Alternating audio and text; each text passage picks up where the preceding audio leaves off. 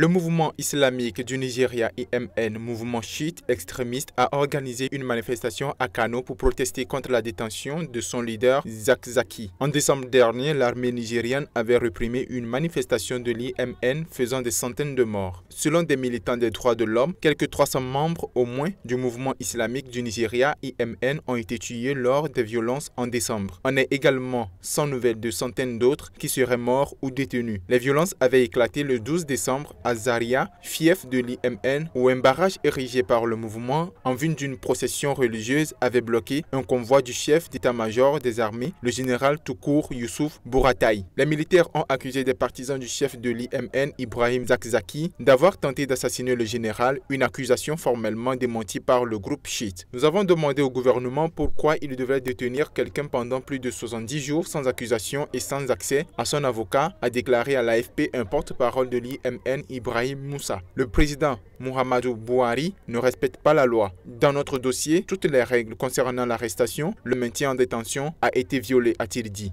Human Rights Watch a estimé que l'affrontement de Zaria représentait au mieux une réaction brutale, au pire une attaque planifiée du groupe de la minorité chiite. Ibrahim Zakzaki et l'IMN ont déjà eu maille à partir avec les autorités nigérianes dans leur combat pour créer un État islamique à l'iranienne. Le chef religieux a déjà été incarcéré à plusieurs reprises.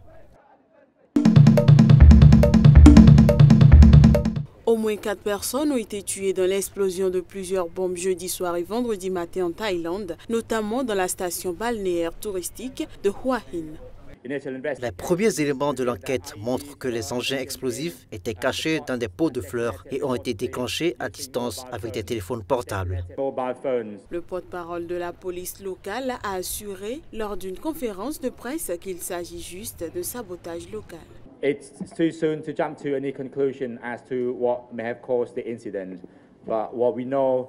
Il est trop tôt de tirer des conclusions. Pourtant, il n'y a aucun conflit ouvert dans le pays. C'est pourquoi on peut penser que ces incidents ne sont pas des attaques terroristes.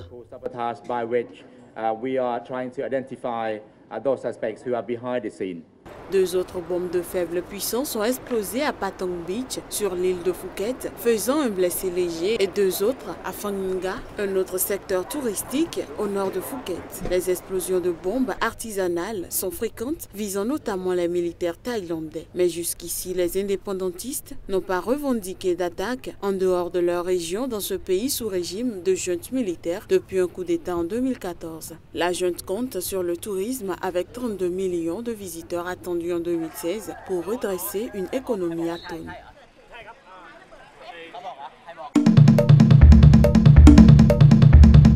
Un jeune Canadien de 24 ans tué par la police après avoir actionné un engin explosif avait prêté allégeance au groupe État islamique et s'apprêtait à perpétrer un attentat sur un lieu de grande affluence. Un peu l'information à savoir que M. Driver était sous surveillance.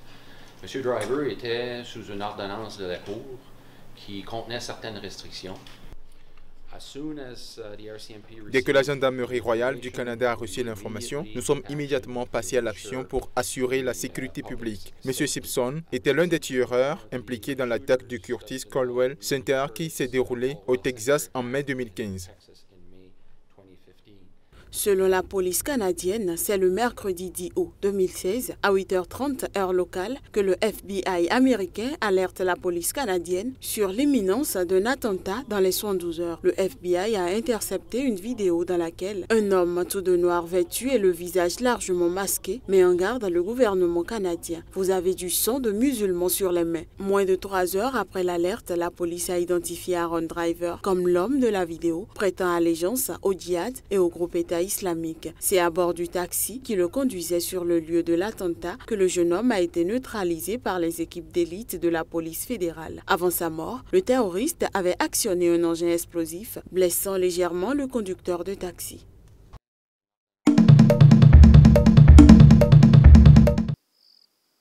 Après 2 jours de recherche intensive, elle est enfin là.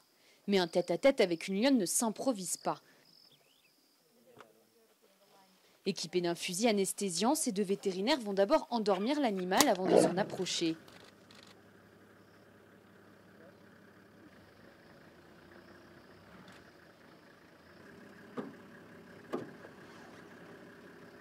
Ils placent ensuite un collier GPS qui leur permettra de collecter bon nombre de données sur cette espèce. Nous prélevons du sang pour étudier les maladies, les gènes, pour mieux comprendre ce qui se passe au sein de cette population et voir s'il y a des maladies dont il faudrait s'inquiéter. Donc, de temps en temps, nous prélevons du sang sur nos différents patients pour contrôler les maladies. Au-delà des questions de santé, il s'agit surtout de comprendre les déplacements des lions. La réserve d'Olpejeta, située à 150 km au nord de Nairobi, possède l'une des plus importantes populations de lions du pays. Plus de 70 spécimens vivent dans le parc. Un tel suivi est indispensable pour mieux comprendre l'espèce et surtout la préserver. Nous faisons cela pour suivre les déplacements des animaux, voir comment les meutes interagissent entre elles et comment elles se séparent. Mais nous faisons aussi cela pour créer une base de données qui nous aide à mieux gérer les actions de l'animal. Même s'il n'est pas en voie d'extinction, le lion est une espèce très menacée. Selon le programme de conservation de la faune du Kenya, la population de lions dans le pays diminuerait d'une centaine de spécimens chaque année. En cause, des conflits avec les humains et la destruction de leur habitat naturel. Une situation qui ne se limite pas aux frontières du Kenya.